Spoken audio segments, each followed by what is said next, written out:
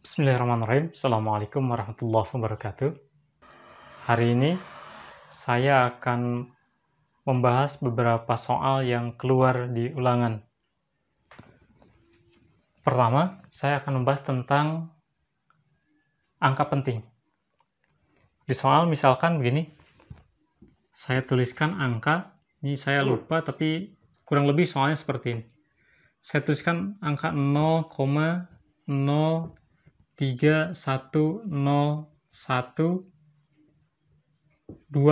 misalkan. Ini saya ambil ekstrim saja.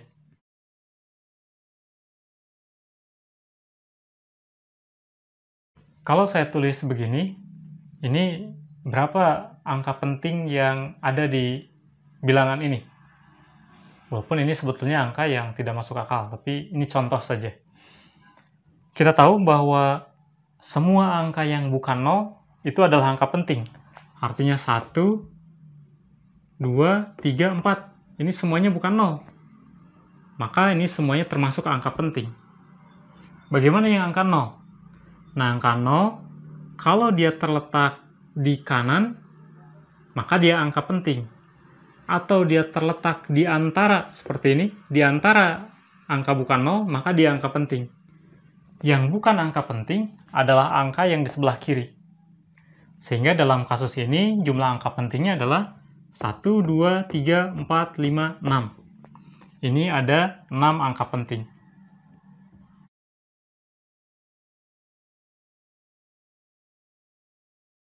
Itu berkaitan dengan penulisan angka penting. Yang kedua, berkaitan dengan penjumlahan menggunakan aturan angka penting.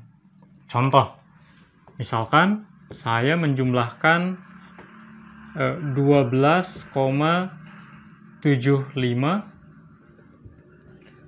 cm, saya jumlahkan dengan 3,4 cm. Kalau Anda jumlahkan, maka ya seperti biasa penjumlahannya. Ini 12,75, ini 3,4. Kalau Anda jumlahkan seperti biasa, 5, kemudian ini 1, pindah sini, jadi 16. 16,15. Dan ini tentu saja betul adalah hasilnya seperti itu.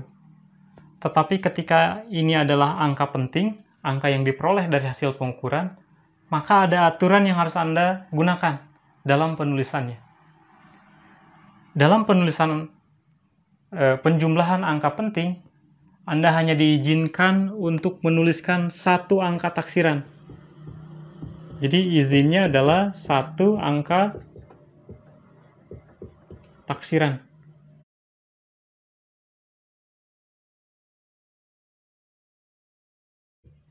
Mana angka taksiran itu?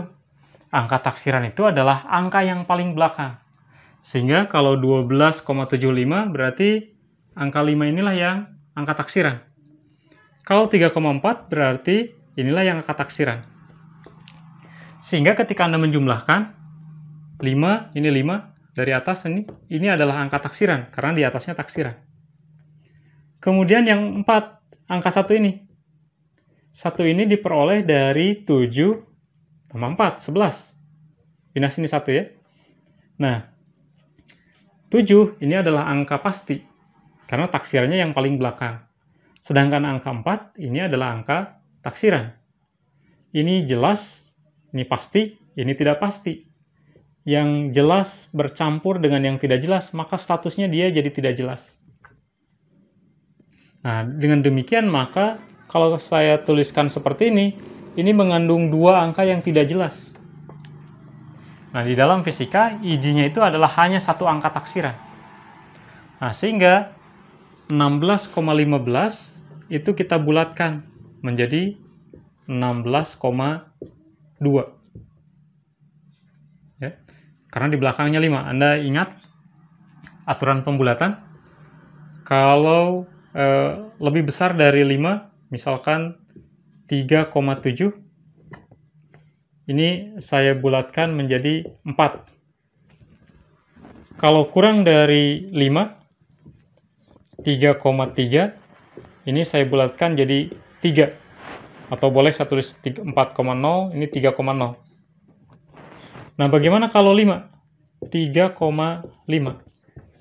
Kalau ini 5, maka lihat angka di depannya. Ketika angka di depannya adalah ganjil, maka statusnya jadi naik. Sehingga 3,5 kita bulatkan menjadi 4. Atau saya tulis 4,0. Berbeda dengan 2,5. Karena angka di depan ini adalah genap, maka dibulatkannya adalah ke bawah. Sehingga penulisannya 2,5 ini saya bulatkan menjadi 2,0 atau 2 saja. Itu adalah aturan pembulatan, sudah kita bahas di materi sebelumnya.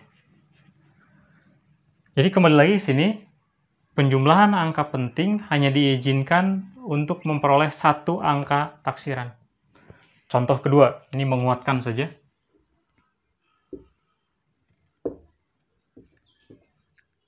13,875 ditambah 1,2. Ini misalkan dalam sentimeter. Ini berapa? Kalau kita hitung biasa 13,875 kita jumlahkan dengan 1,2. Maka hasilnya ini 5, 7, 0, kemudian 5, 1. 15,075. Tapi lihat, 5 ini adalah angka taksiran. Maka otomatis ini juga adalah taksiran. Angka 2 ini pasti taksiran. 8 bukan taksiran. Tetapi ketika bercampur, maka status yang 0 ini jadi tidak jelas. Nah, sehingga menurut aturan penjumlahan angka penting, angka yang diperoleh dari hasil pengukuran, maka kita hanya diizinkan adalah satu angka taksiran. Nah, sehingga ini tidak ditulis seperti ini, 15,075. Tetapi kita tulis 15,075-nya kita bulatkan. Berarti 15,1 cm. Ini dalam sentimeter. Ya. Jadi, menurut penjumlahan aturan angka penting, 13,875 tambah 1,2 itu tidak 15,075. Tetapi 15,1. Ini penulisannya seperti ini. Apakah ini salah? Oh, tentu saja tidak. Ini adalah hasilnya memang seperti ini. Tetapi ketika Anda melaporkan berupa hasil pengukuran, maka dituliskannya adalah 15,1.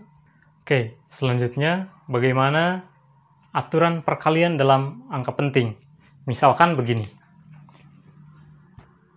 Ada sebuah batang panjang misalkan. Ini saya ukur dengan penggaris. Diperolehlah panjang 8,3 cm misal. Ini saya ukur pakai jangka sorong. Setelah saya ukur pakai jangka sorong, ternyata misal gitu ya. Ini panjang, ini lebarnya 2,35 cm. Kemudian Anda ditanya berapa luasnya. Luas, otomatis Anda kalikan antara panjang dikalikan dengan lebar. Atau 8,3 cm dikalikan dengan 2,35 cm. Nah, kalau Anda menggunakan kalkulator, ini adalah hasilnya 19,505 cm persegi. Cm kali cm kuadrat.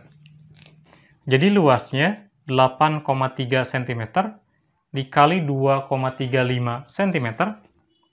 Kalau Anda menggunakan kalkulator adalah hasilnya 19,505. Dan ini tentu saja betul hasilnya seperti ini. Nah, akan tetapi ketika ini adalah angka penting, angka yang diperoleh dari hasil pengukuran, maka ada aturan penulisannya. Aturan perkalian dari angka penting itu harus menghasilkan angka penting yang paling sedikit. Contoh seperti ini. Ini 8,3 itu adalah ada dua angka penting. 2,35 ini ada 3 angka penting. Sehingga ketika Anda mengalikan, itu hasilnya adalah harus 2 angka penting. Karena ini adalah angka penting yang paling sedikit. 2 angka penting dikali 3 angka penting, maka hasilnya harus 2 angka penting. Kalau Anda gunakan kalkulator, hasilnya adalah seperti ini. Dan kalau kita hitung, ini ada 1, 2, 3, 4, 5. Ada 5 angka penting. Nah, dan Anda tidak boleh menuliskannya seperti ini. Bagaimana cara menuliskannya? Ya, kita akali agar dia memiliki 2 angka penting. Caranya adalah, tentu saja bukan dihapus. Caranya adalah dengan dibulatkan. 19,505, kalau Anda bulatkan berapa? Ya, Anda tinggal lihat saja bagian yang ingin Anda ambil. Ini kita ingin ambil adalah 2 angka penting, berarti sampai sini. Nah, sekarang lihat angka di belakangnya, itu adalah 5. 19,5. Kalau saya bulatkan, karena di depan ini adalah angka ganjil, ya, di depan angka 5 ini adalah angka ganjil, maka ini saya bulatkannya ke atas. Sehingga ini 19,5 itu kalau saya bulatkan itu adalah menjadi 20 ya, cm persegi. Jadi 2 angka penting kali 3 angka penting, hasilnya harus 2 angka penting yang paling sedikit. 8,3 dikali 2,35 itu hasilnya 20 cm persegi. Walaupun pakai kalkulator betul hasilnya adalah seperti ini. Tapi ketika Anda menuliskan dalam laporan, hasil pengukuran adalah hasilnya seperti itu. Ini terdiri dari 2 angka penting. Termasuk juga ketika Anda melakukan perpangkatan. Contoh seperti ini. 100 kuadrat. 100 kuadrat tentu saja adalah 100 dikalikan 100. Hasilnya pasti adalah 10.000. Tapi ketika ini adalah angka penting, Anda lihat, 100 ini ada 3 angka penting. Ini juga sama, 3 angka penting. Kalau Anda kalikan seperti biasa, ini hasilnya adalah 5 angka penting.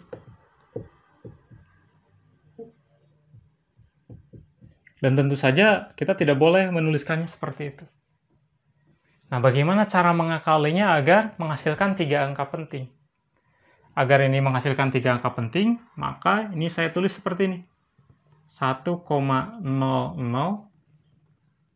1,00 itu artinya 1 ya. Kali 10 pangkat 4. Karena nolnya ada 4. 1, 2, 3, 4.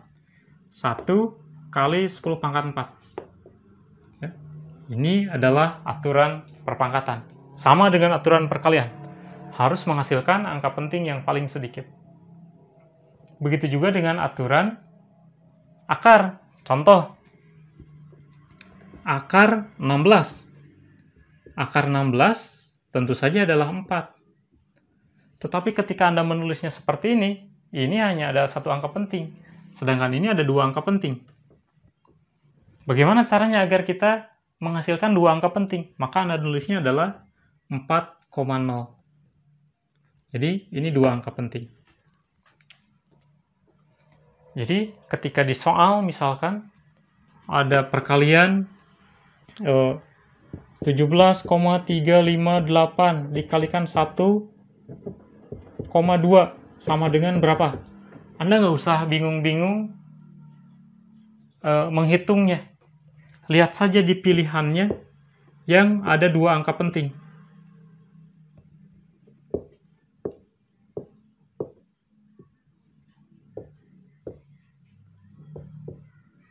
Kalau misalkan ini adalah 32,5, ini 3 angka penting, ini tidak mungkin. Ini misalkan 32,55, ini lebih banyak lagi, lebih tidak mungkin. Kenapa? Karena yang paling sedikitnya adalah 2 angka penting. Maka nanti si jawaban itu harus yang menghasilkan 2 angka penting. Misalkan 3 misalkan. Nah, maka pilihan inilah yang mungkin benar, karena ini menghasilkan 2 angka penting. Contoh lain adalah berkaitan dengan konversi satuan. Ini yang ada di ulangan kemarin. Misalkan, saya ambil yang mudah dulu. Misalkan 72 km per jam. Ini berapa meter per sekon?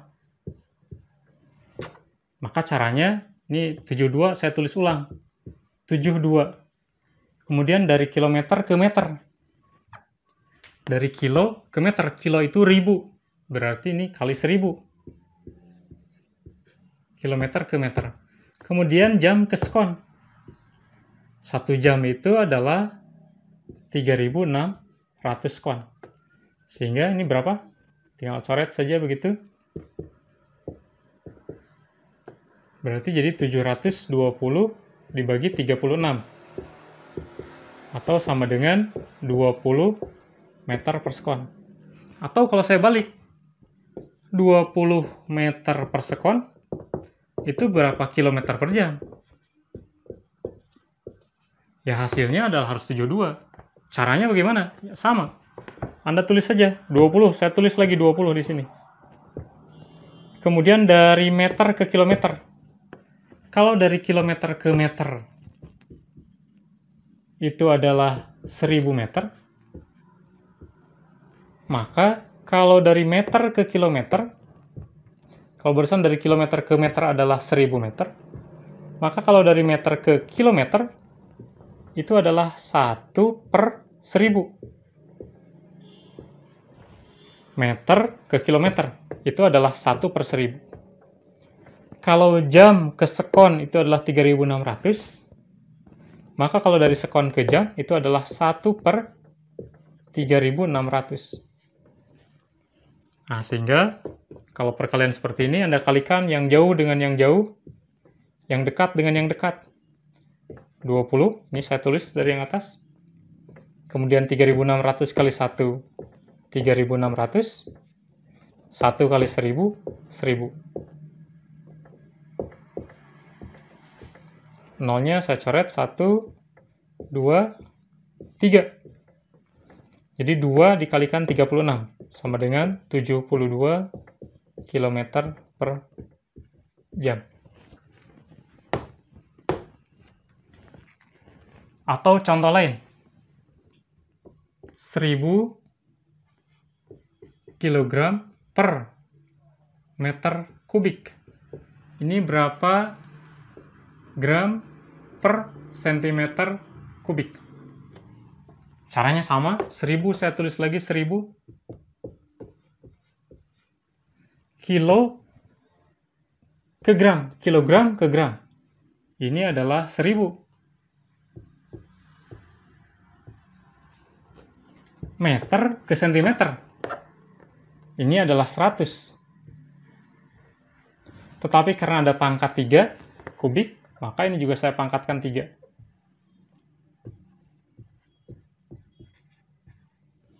Atau sama dengan 1000, ini saya tulis. Kemudian yang ini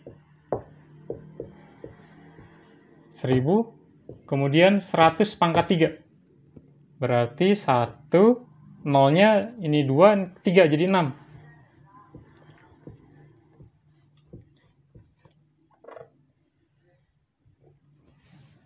Sehingga kalau saya coret, ini 3, saya coret di sini, ini 3, saya coret sini. 1 kali 1 bagi 1, atau 1 gram per sentimeter kubik. Sebaliknya juga sama. 1 gram per sentimeter kubik, ini berapa kilogram per meter kubik? Caranya sama. 1, tulis lagi 1, gram ke kilogram. Kalau kilo ke gram itu 1000, tapi kalau gram ke kilogram, berarti 1/1000. Gram ke kilogram. Kalau dari kilogram ke gram, 1000. Sentimeter kubik ke meter kubik, sama. Kalau dari meter ke sentimeter itu adalah 100, kalau dari senti ke meter itu adalah 1/100. Karena ini pangkat 3, maka ini saya pangkatkan 3. Pangkat 3, pangkat 3, pangkat 3. Atau sama dengan 1, ini saya tulis ulang, 1/1000 per, ini 1/1000.000.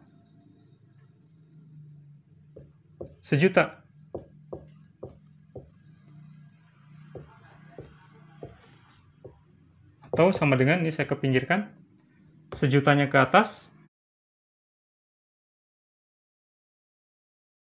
1 di sejuta dikali 1 ya. Ini adalah sejuta dibagi 1000. Coret 3, coret 3. Atau nanti hasilnya adalah, ini maaf mepet, 1000 kg per meter kubik.